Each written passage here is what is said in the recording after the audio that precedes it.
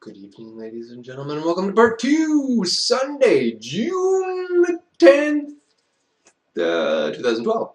Right, that's what year it is, obviously.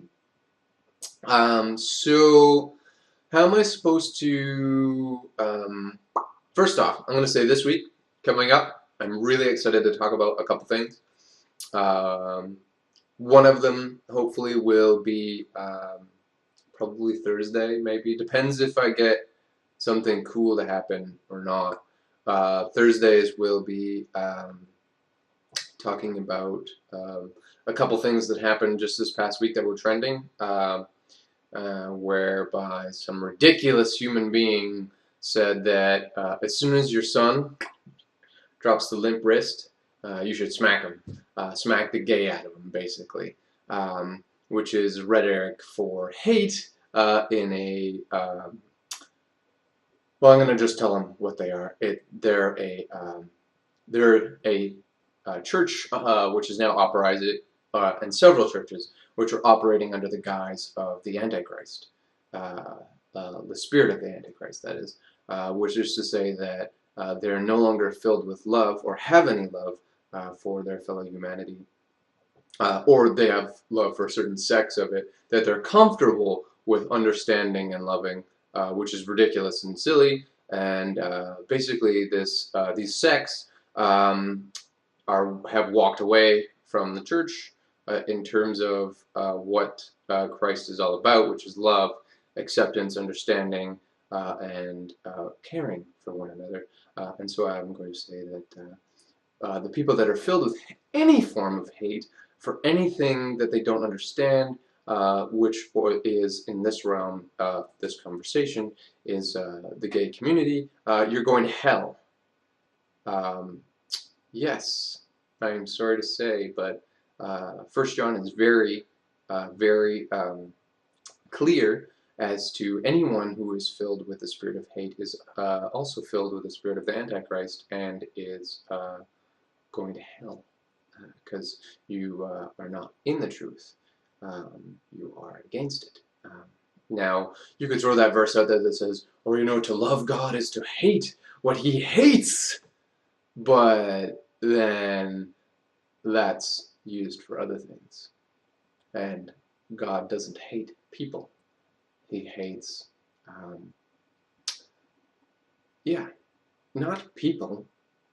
He hates elements of things, like he hates unnecessary violence. He hates the act of rape. He hates, you know, certain things that happen. You know, the Holocaust and, you know, mental illnesses, like things that hurt people. The gay community doesn't hurt people. Like, as a whole, it might in your mind, but I'm not worried about the whole. I'm worried about, not worried, but I'm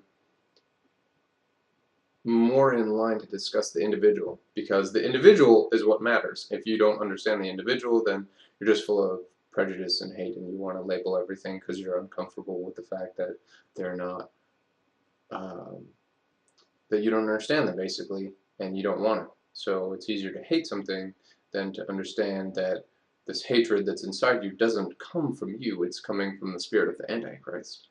Whether you believe that or not is entirely up to you, because I'm just giving the Christian realm perspective of that. And I'm sorry I got totally off topic, and that whole, I'm going to talk about that more this week. But right now, we're going to talk about this.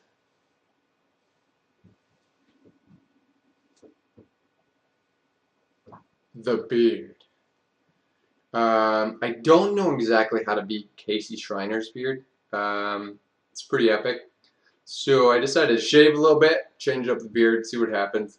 I gotta figure out what I can do so that way in the future when I do possibly stand up and perform piano in the scope of comedic realm, that my face looks a certain way. Because I honestly have no idea how I look, because I'm mostly recovered from anorexia, which is to me and in me, a massive form of body dysmorphia, whereby I look ugly and have no value other than being perfectly thin, which I am no longer.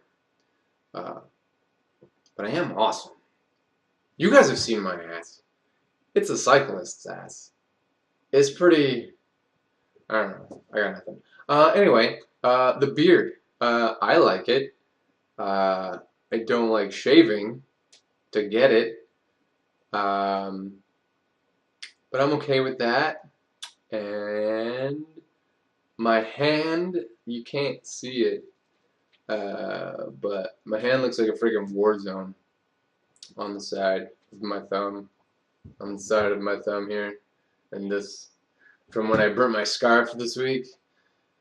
Yeah, it's pretty bad looking. Lots of ugly blistering and bubbling and stuff like that.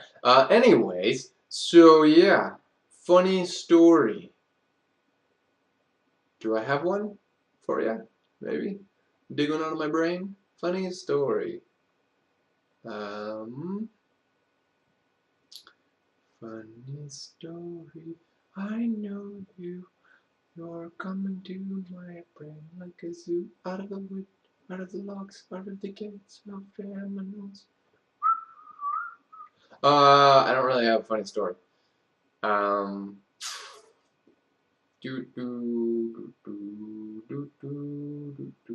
Nope. I can't think of one coming to me.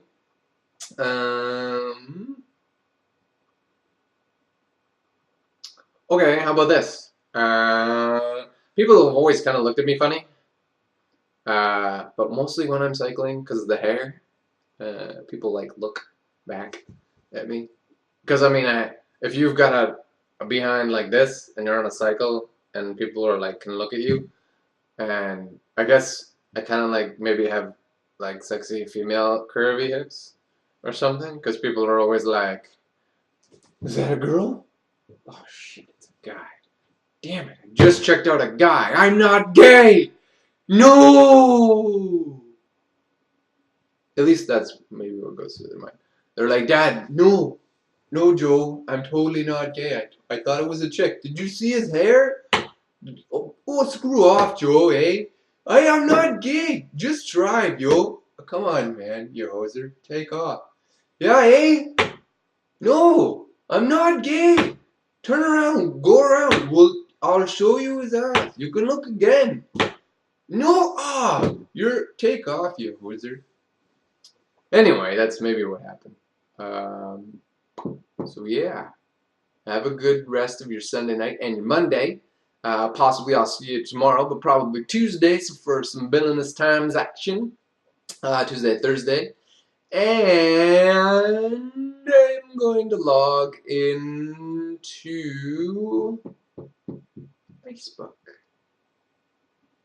And not play a game because those are lame. So, good night. Live long and look out for that rogue. And equality universal is what matters.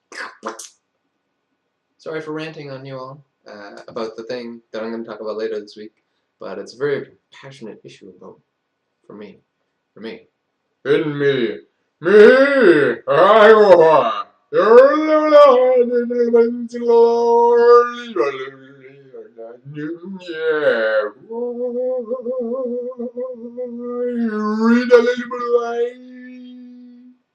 Okay, bye.